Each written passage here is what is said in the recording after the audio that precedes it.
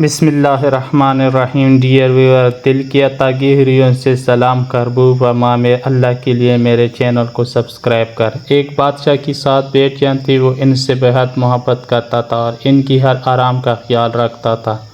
एक बार जब दस्तरखान सजा हुआ था, सब 7 खाने पर बैठे थे कि अचानक बादशाह ने अपनी बेटियों से एक सवाल पूछा कि तुम मुझे कितना चाहती हो। बड़ी शहजादी ने कहा, बाप मैं आपको गुलाब जामुन की तरह चाहती हूँ। बादशाह ने होश होकर इसको 4 गेहूँ दे दिए।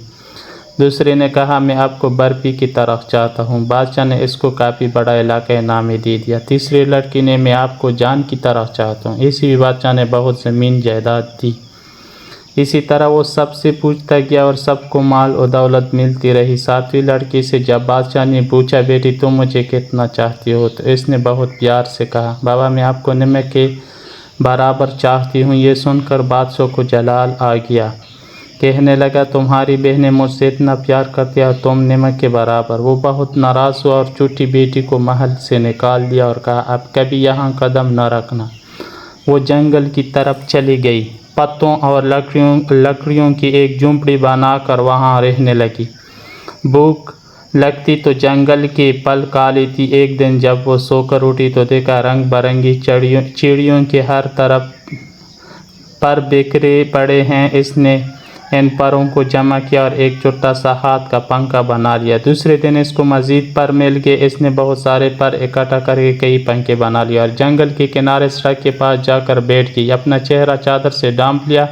जो वहाँ से गुजरता पंखा ज़रूर खरीदता है। इतने खूबसूरत पंखे इन्होंने कभी नहीं देखे थे। एक बार एक शहजादे का इधर से गुजर हुआ। इसने खूबसूरत पंखे सारे खरीद लिए। फिर शहजादी से पूछा, तो कौन हो? इसने कोई जवाब नहीं दिया। इसके खूबसूरत हाथ बता रहे थे कि उसने कभी ऐसा काम नहीं किया था। पंखे बनाने की वजह से उसकी उंगलियां जख्मी थी। शहजादी पंखे बेचकर अपनी झोंपड़ी की तरफ जाने लगी तो शहजादा इसके पीछे जंगल में आ गया। वो बस जिद था कि शहजादी अपने बारे में बताए कि वो तन्हा इस जंगल में क्यों रहती है। मजबूरन शहजादी को सब कुछ बताना पड़ा। शहजादे ने वापस जाकर अपने वालिदैन से सारा माजरा सुनाया। इन लोगों की भी दुख हुआ। उन्होंने अपने बेटी की शादी शहजादी से करने का इरादा कर लिया और फिर बारात लेकर जंगल में गए। दोनों की शादी हो गई, मगर शहजादी अपने वालिद को बहुत याद करती थी।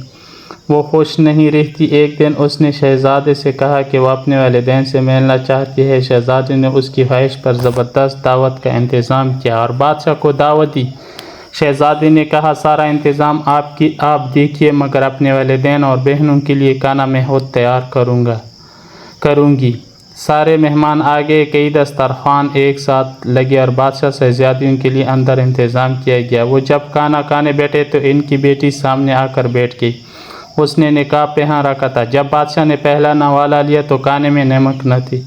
दूसरी डिश निकाली, वो भी बग़ैर नमक की थी। तब इनको बहुत गुस्सा आया कि मुझे बुलाकर यूं बग़ैर नमक का खाना खिलाया गया। तब छोटी शहजादी अपने निकाब हटाई और कहा, बाबा मैं आपको नमक के बराबर चाहती हूँ।